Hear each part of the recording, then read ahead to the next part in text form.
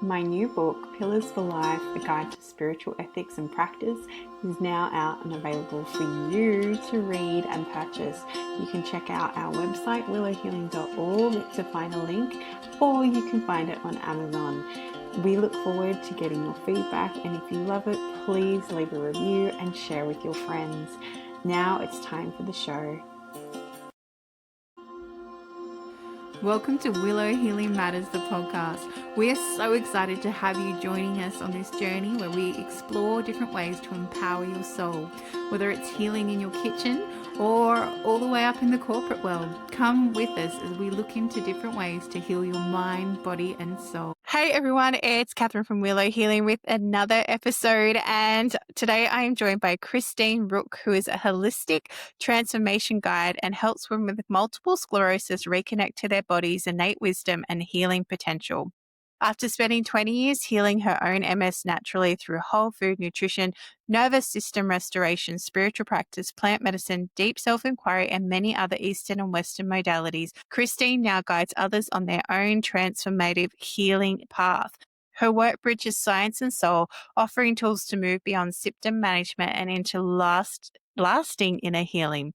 She's here to share insight, hope, and grounded practices for listeners ready to reclaim their health from the inside out. So a big welcome to the show, Christine. Thank you. I'm happy to be here.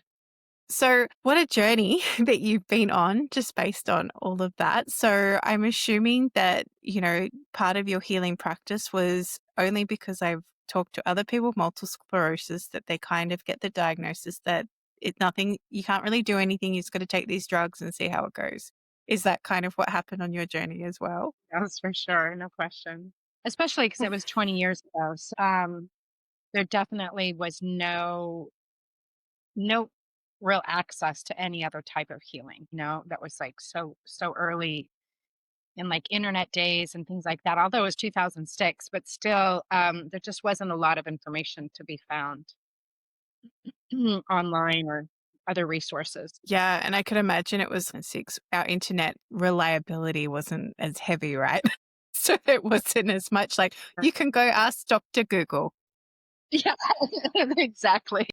So what kind of happened to unpack your path to spending these 20 years of healing, but kind of what was your journey with that? Yeah, I think it started, I was obviously when I was first diagnosed, I was really sick. And not just like the MS symptoms were like accumulation of all of the other imbalances that I had. And so I didn't know that this is what I was going to do at all. It wasn't ever an ambition of mine or a design or it wasn't even I didn't even know it was available to me, to be honest with you. But thankfully, as luck would have it, or as you and I might say other things than luck, but the universe provided. I had a really good naturopath, and she was the one who had suggested to me that, I do like a food elimination diet. Even though she had told me for like, I don't know, I had seen her for a couple of years and because I had all these other health issues. And she was the one who kept telling me I needed to get a food sensitivity test. And I was just like, I'm made from like good German stock, like I can eat anything, I can drink anything, like that doesn't bother me. So I thought. But then after my diagnosis, then she was one who shared with me that it was absolutely possible for me to at least modulate my symptoms if I would just do that dang allergy test. And so I did. And then that's when I found out that I had celiac disease and I had like so many food sensitivities. It was sort of shocking. But now in hindsight, it wasn't really that shocking because I was so out of balance that my nervous system was responding and firing on everything. So now it makes sense. But at the time, it was super shocking. And so then, yeah, I just one step at a time. I did a food elimination diet for like 6 weeks. And then that really changed the trajectory of my whole life, to be honest with you, because the power of just changing my diet was so radical that it completely floored me. Within 6 weeks, all my symptoms were gone. And before I was almost bedridden. And I was like running and jumping after 6 weeks. And I was just like, holy smokes. Like I was just really empowered by how food can impact our well being. And even though I thought that I was Yeah. really healthy before, You know what I mean? I, like, got like a farmer's market and I like fermented my own sourdough and I, ate organic food. And so that was one of the reasons why I was really resistant. I thought that I was doing everything right. I thought that I was super healthy. In fact, like my food choices were really healthy, but but they just weren't healthy for me. So it was a little bit of a learning curve Mm. for sure. Yeah. I And think then that's that such an led important to another, point. say that again. Yeah. And I think it's such an important point, Christine, that you bring up because, so often we think we're eating the right way because it's what everyone else tells us we should be eating or how everyone else kind of dictates to how we're eating. But at the same time, I've learned my body's happiest when I eat intuitively. Like some days I don't want to eat and I want to fast, and I actually Yes. just want to have water. And then other days I am like a hungry hippo and I just want to eat everything. But I need to honor that too because that's just my body in a different cycle, especially if I know I'm coming up to like my menstrual cycle. I'll get really, really hungry because my body needs that extra energy to push through.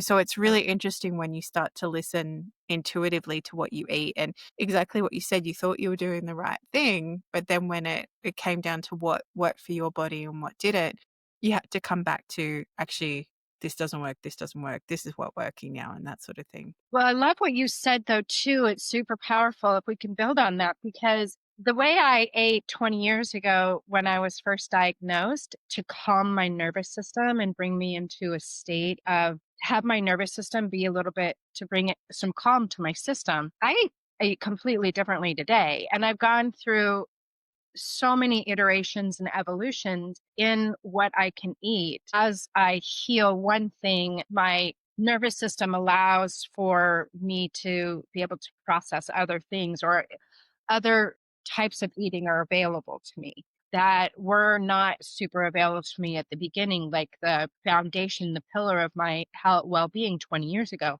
was all diet. And but now it's my life is so much more full and I have so much more flexibility with my diet. So it's really a testament to what you and I are both saying is just like this evolution and this intuition around what it is that your body is asking for and can you listen and honor that in the moment. So yeah, I think it's really powerful. Yeah, and I think it's really important that you bring up layers because, like with healing, there's layers of healing, right? Like you think you're done with something, and then there's Yeah. another layer and another layer. But I feel from your perspective, from healing your nervous system to allow more food in, it was almost like giving your gut a chance to repair and rest and reset so that it could restore that microbiome, right? So that your gut could get Yeah. stronger so that you could Yeah. then break down more food and actually Yeah. honor the food that you're eating in a way that your body can actually break it down and use like the nutrients in such a way that it will work. Totally. And it did allow for the calmness so that the healing could take place, healing of my gut barrier, and all of those type of things. And I went through many waves of that as well, insofar as like environmental sensitivities and environmental illness, and then a lot of other things that also impacted my gut health that were separate from what I was eating. And it's Mm. interesting because we don't always look at the connection between, let's say, our environmental health or like the things that we put on our body as much as we do what we put in our Mm. body and recognize that they're all Mm. interconnected and they all play a role in our assimilation of nutrients. And so, yeah, it's another little rabbit hole layer. Yeah, and a lot of people forget that our skin's our biggest organ, right? So you can be doing, and it is very absorbent. This is why you can go have an Epsom salt bath or a magnesium salt bath, and it can help you detox so quickly because your skin just soaks it all in, all the yummy goodness of that. But at the same time, then people will go put, lotions on full of perfumes, which are artificial, like all these sort of chemicals. And then I'm really sensitive to those sort of things. So I'll walk into like a bathroom and the worst thing is when they have the automatic air fresheners. It's like dying. I need Yes, some fresh air. I can't actually I mean, breathe in here. so I'm just like, "Ugh." it And really is. it's so toxic. Yeah. Yeah. Yeah, it's really amazing actually, 'cause I had so many skin issues too. I had eczema, I had rosacea, I had like all these skin bumps that are like kind of the hallmarks of like dairy sensitivity. And it was so crazy how many skin problems that I had that, Western medicine doesn't ever connect to the food that you're eating as much. You know what I mean? Like, even I just saw, I mean, I don't really watch regular television, but I happened to be succumbing to this commercial about this eczema cream. And eczema, no, it was a modulator, immune modulator, an injectable. And I was just like, Wow. since when are we What? treating with like an injection? Like, and all these people are like, oh, I can like wear short sleeve shirts now. And I'm thinking, whoa, whoa, whoa. How far away have we gotten from things when it's just so simple to change our diet? And now we have a pharmaceutical drug that's an injection. Who knows how much that costs? But anyway, yeah, it's amazing. Not just cost in money, but like cost on your actual body. Because when you actually start to listen, it always amazes me because we don't have this in Australia. So, when I was in America and an ad came on, like you said, like because they advertise the drug or the thing and then they have all the side effects from it. And it still Yeah. amazed me. I remember listening to this ad and it was to help you with your allergies. But then all the side effects were like, oh, you may have increased sneezing, allergic reactions, antihistamine. And I'm sitting there going, but Wait why a would you minute. have then? Like, this doesn't make any sense. And I'm just sitting there going, uh, I can't fathom this. And then I'm like, oh my gosh, is this for everyone? And then the next, like a few ads later, one came on for antidepressant, and one of the side effects where you could become depressed and suicidal. So I was like, what's the point? Like this doesn't make any sense. Why are you taking these drugs? Whereas when you start to look more naturally into things and look into the actual underlying, plants you can have, there's so many herbs you can take, like you said too, like the food elimination and everything like that. There are lots of other natural ways that you can try before you go take these drugs. And I do believe allopathic medicine does have a place, but at the same time, I rather trial the natural stuff first before I have to go down that route, because that's just how I've kind of evolved over the years to run away from the allopathic to the natural. And if I really have to go back, then I do. Well, what you bring up to me, what's coming up for me is you're sharing that is like how, I don't know that Australia allows pharmaceutical like commercials for pharmaceuticals, right? I think it's only New Zealand and the United States is the only two countries in the world The that Yeah. allow commercials on airwaves from pharmaceutical companies. Is that true? Do you guys have commercials like that in Australia? The only ones that they really have, although I'm like you, I don't watch mainstream anymore, but the only ones they kind of had for a while were like, for like simple things like cough syrup, or Over the counter like stuff? we have something called Panadol, which ruins your liver. And then we have Nurofen, which ruins your kidneys. And so, it's really interesting because I remember going to this talk with this biomedical pediatrician. And she's like, look, if your child has a fever, actually let it run its course and see what you can do. Try and keep the fever down if it gets too high. And so for me, Yeah. like if my son's fever gets too high, I put peppermint on his feet and it just brings it right down, and do like the lavender compress and things like that. Anyway, and she's like, but, if you really want to give them something, your choice is between destroying your child's liver or destroying your child's kidneys. So you just choose which one you want to do out of the, of the two. I was like, Wise doctor. wow, like, yes, yes. And she's like, look, if you really have to, like, it was just really interesting from a perspective of having someone that was sharing that message too. And it was very lucky because it was before I had children. So I was like, wow, like this is so fascinating. And yeah.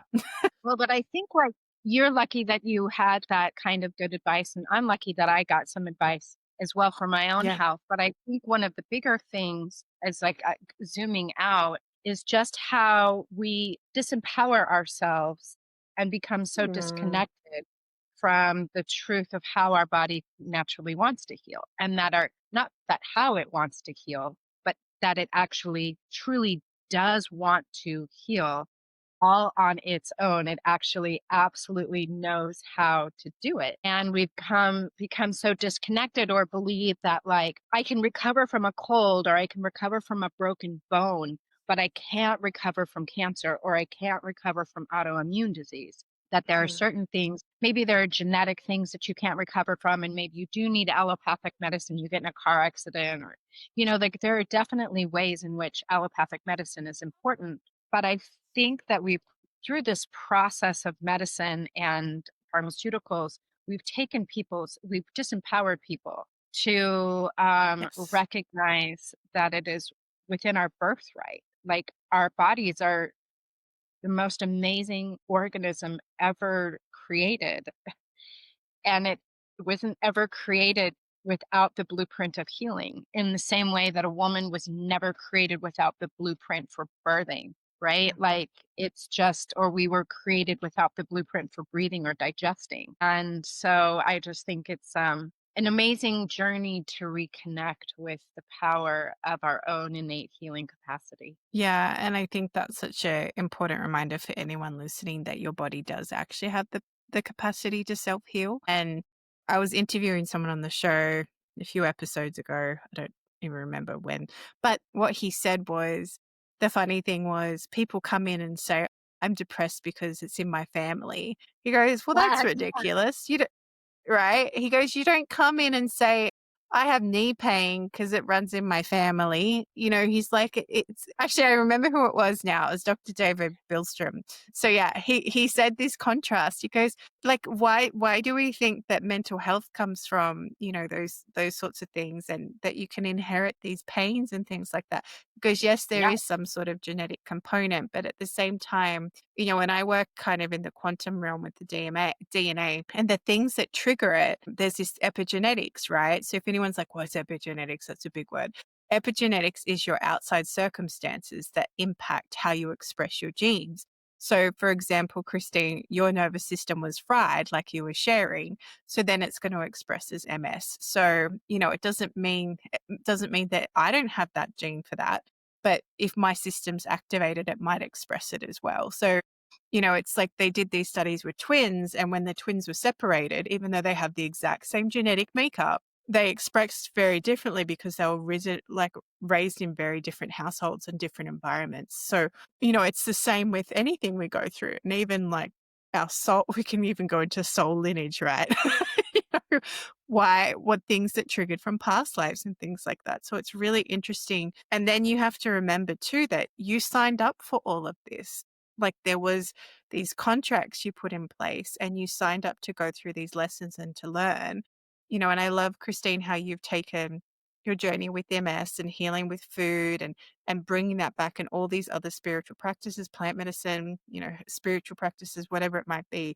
So now you can empower others so that they know that they can reclaim their own power in their body. Wow, you had so much to say right there. There's a lot to unpack in that. And thank you for sure, because like just with the epigenetics, just like going back to that, and like our nervous system. So Mm, yeah, we create all of these external environments, like our relationships, our job, our choices that we make that influences us epigenetically. Like if we were to yes. have a lifestyle where we're eating a bunch of crap and we're in a poor relationship and we hate our job, and then we have complete disregard for the quality of water that we drink or the things that we put on our body, right? And those are all epigenetic influences that our nervous system can sense, because our nervous system is our sensing organ that senses the world around us and determines whether or not we're safe. Yes.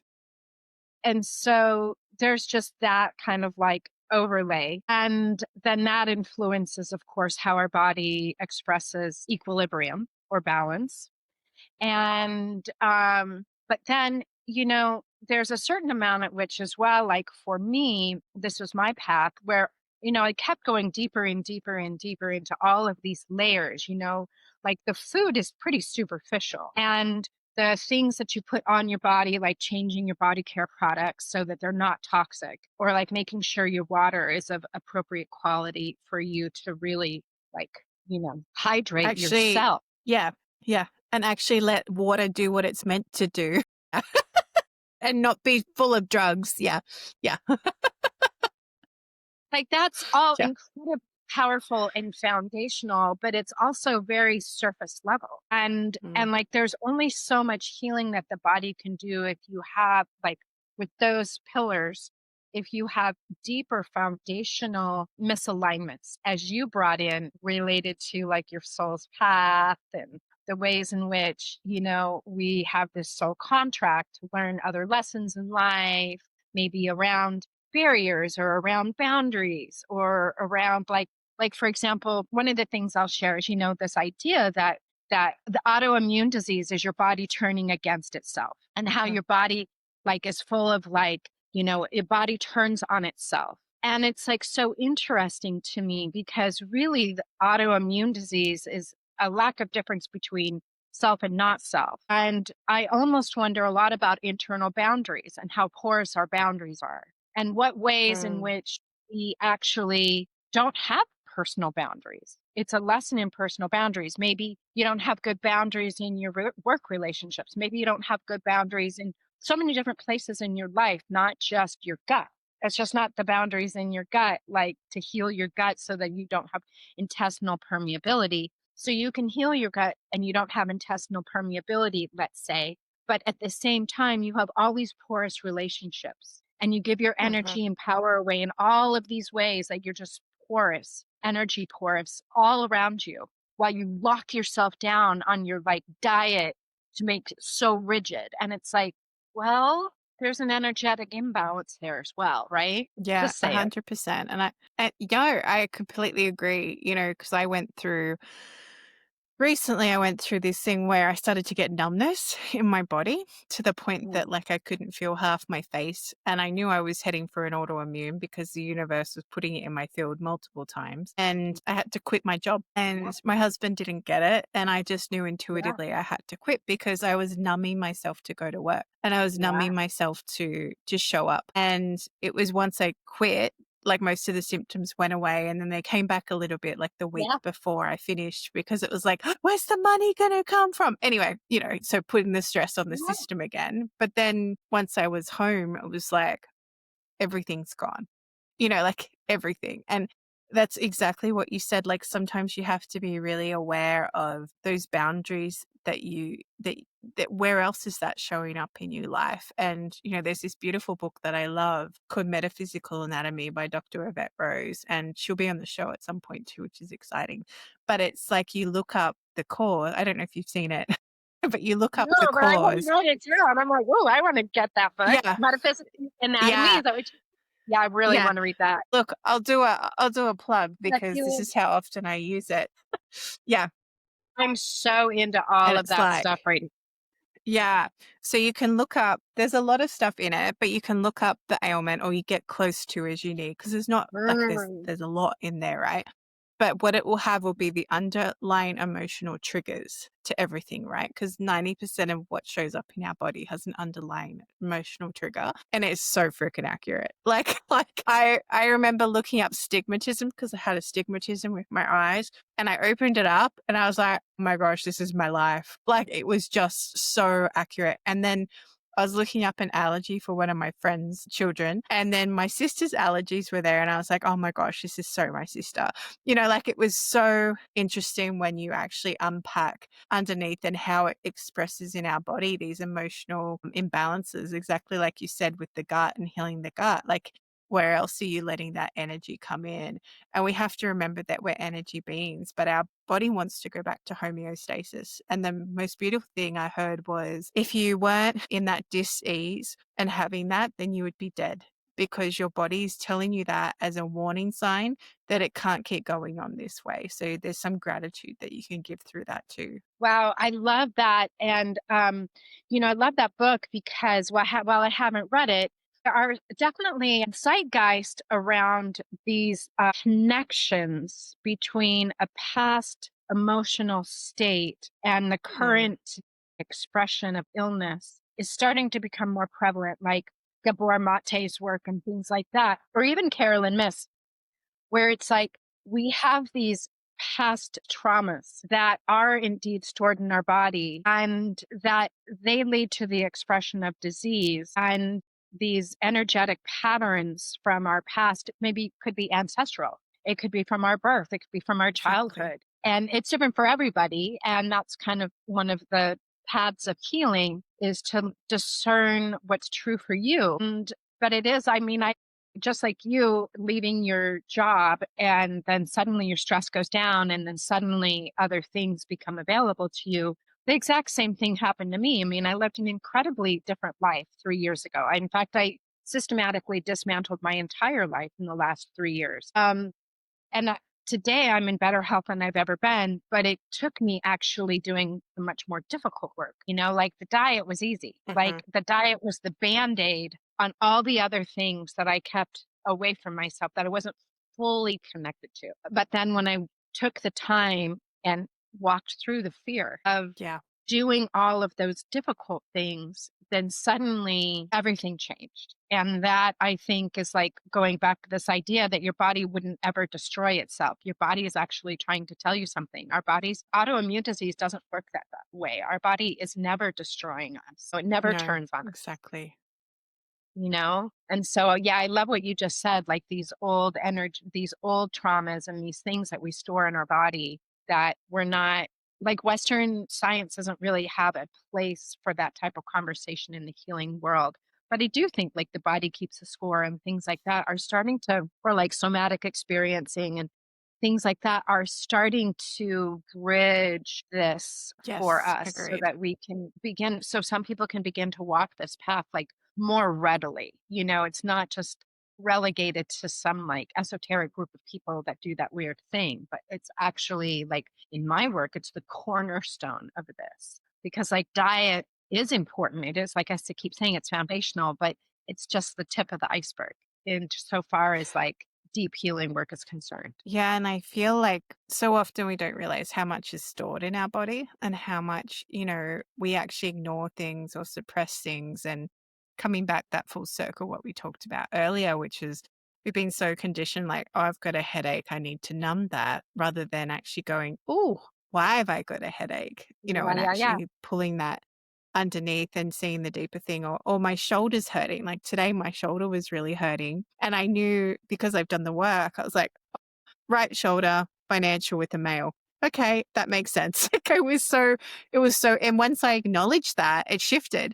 But I just had to sit there and pay attention to it and just go, okay, what's going on in my body? And like you said, those somatic experiences so important because you have to get really in touch and feel with your body and tune in to what's right for you.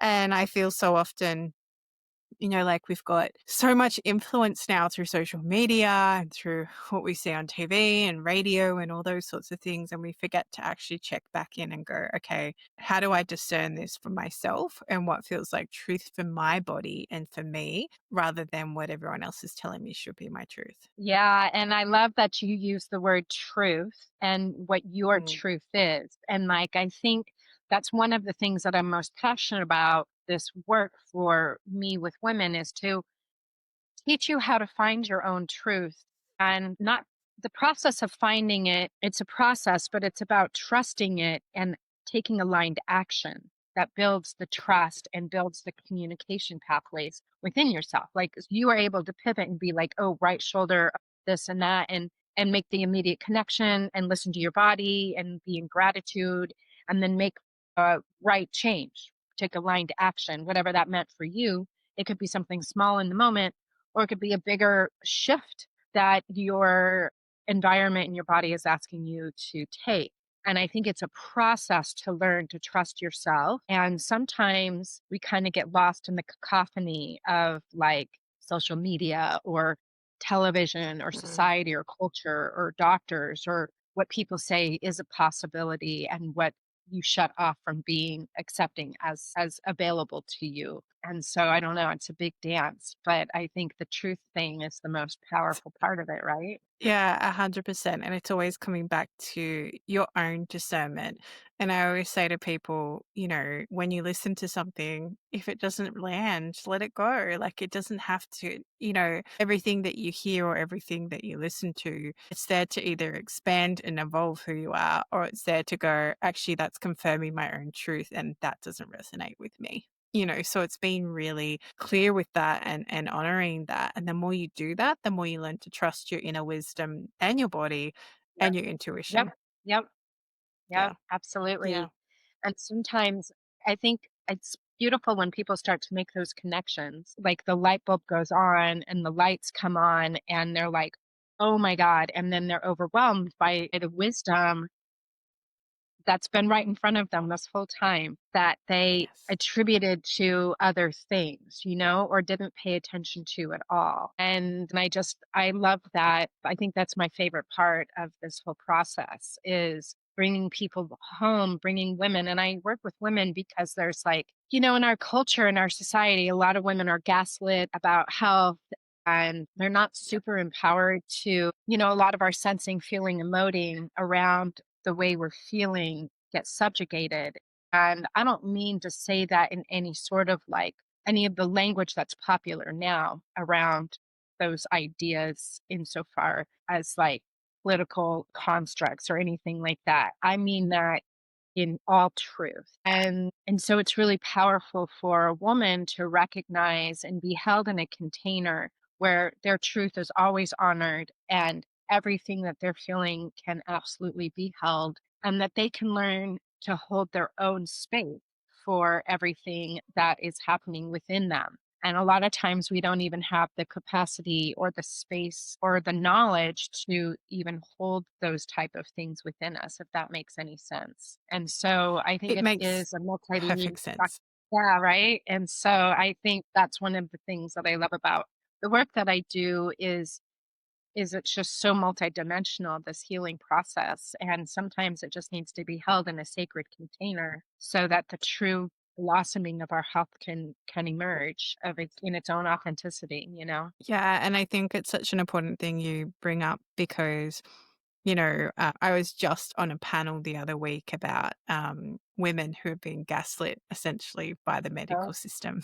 It was so interesting. And we all had stories, all of us. We yeah. had incredibly big stories. For me, it was when I had my son, there was constant gaslit. But it was even before that. Like, I left the medical system years ago, but especially when you're pregnant as a woman, because you Yeah. have this innate knowing of how you want to have your child and you get told that you can't do it that way or oh no that's not going to work or whatever it might be but no reason Right. given rather than it's just for me it was convenience for the doctor. Yeah, of course. Yeah, Let's induce and it you. This was is what only you do, baby, and you're gonna lay flat on your back. exactly yes that's Christine, that's exactly what happened to me. And it's like and I was like but I've had two and they babies. go you can't get off the table. Oh, you should just be able to breathe through the pain. It's like, hang on a minute. And then even the nurses were like, why were you induced? And anyway, it's a whole other story. It's a whole other story. So, I fully understand how important it is to get your power back there. Well, what I also love about what you just said is I know you and I will click into this right away, it sounds like, but it's like, okay, so you have this other thing, and that is the energy field of wherever you're in. So if you're Yes.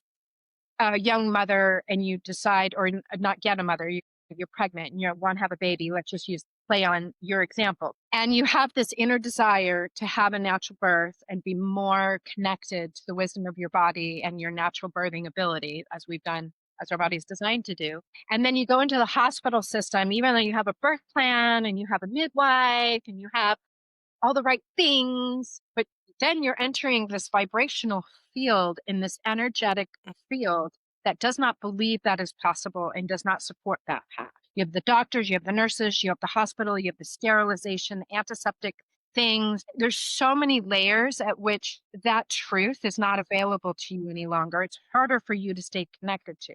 And it's easier for it to get pulled away from you because every nurse who comes in with mask and every doctor who barely comes to visit you just to see if you're dilating and all those kind of subtle vibrational layers chip away at your own truth or your confidence, Yeah. especially in your example as it's just your first baby, it's your first time you've been in labor, you've never experienced this sacred event before and you are in a completely uncharted territories. You have no idea what any of this means that you're going through. And it's systematically taken away from you because of the vibrational layer that you're walking into in order to try to have this sacred experience. Does that make sense? I know it makes sense to you. Hopefully it makes Y- sense to the people who are Yeah. listening. Yeah, and I feel that's why there's such a big push now for home birthing. This has been Us. because people want to come back to it. And even people who I know who aren't, I wouldn't say spiritual or that, they're like, no, I had a home birth. It was amazing. And I was like, Yeah. because if it wasn't my first child, I would have been like, yeah, I'm having a home birth because it was just this deep feeling. And then, but you still got that fear because you're a new parent. And like you said, you step into this vibration where everyone's thinking that or telling you that that's really dangerous and that's not possible. Yeah. And then you look more into history and you're like, my goodness, women used to give birth in the fields and stand up and keep working. Like, this is insane. I know, it doesn't make any sense. It doesn't make any sense. So It doesn't make any sense. it's really, no, it's really interesting. And I feel we could talk about different topics all night, but I'm conscious we need to wind up this episode at some point. But Christine, I asked the guests that come on the show, if you could heal or change something in the world, what would it be? I guess I would just be for everybody, but for me and my work for women to truly deeply connect with their sacred ability to heal themselves, and that their Mm. truth and their blueprint for healing is already within them. And if they're brave enough and strong enough to connect with that and ready to experience the miracles that actually arise from living in a place of that truth, coming home to yourself. Yeah. Yeah. Yeah, which is so beautiful. And if people want to come work with you, Christine, or come hang out with you, where can they find you? Yeah, you can come hang out with me anytime. Let's get together for dinner. Yeah, you can go to my website, christinerook.com. You can schedule a discovery call with me. I mean, I hate that word, but like really, I'm happy to talk with any woman and provide any insight into where they are in their healing path and hopefully inspire women that it is all within them. That's so beautiful. Perfect. And I'll make sure to put those details in the show notes as well. So, a big thank you, Christine, for sharing your journey of MS, but also unpacking the different layers of sacred healing so that you can unlock those layers of healing to yourself and live in your own truth, which is so important. Thank you so much for inviting me on. Thank you for listening to Willow Healing Matters, the podcast. We have so much love and gratitude that you have taken the time out of your day to empower you on your healing journey. The views shared by the person being interviewed might not necessarily reflect that of the host and should be used at your own discernment. Trust what resonates for you and follow your heart and soul guidance. If you have any underlying medical conditions or mental health issues, please consult with your healthcare provider before pursuing any of the recommendations. Likewise, you can always contact the person being interviewed to find out more information. This can be found in the show notes. Remember to activate, align, heal, empower, and find love in everything that you do.